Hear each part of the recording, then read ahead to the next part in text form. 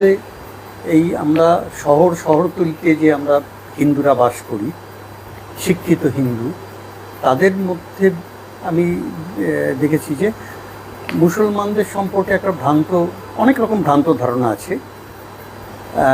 তার মধ্যে একটা হচ্ছে যে মুসলমানরা আসলে বাঙালি নয়।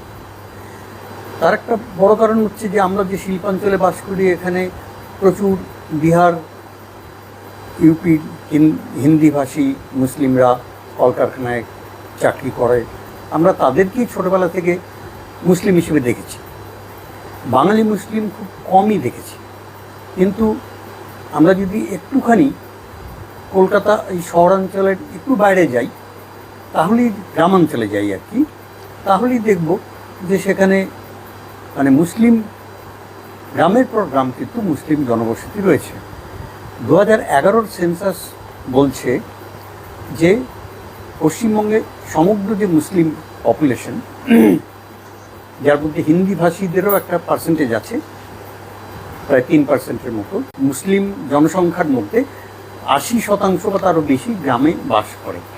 তা আমরা যদি এটা হিন্দিভাষী যে মুসলিম তাদেরকে বাদ দিয়ে যদি হিসেবটা ধরি, আমার ধারণা যে সেই সংখ্যাটা 85 থেকে 90% গিয়ে দাঁড়াবে বাঙালি মুসলিমদের ক্ষেত্রে।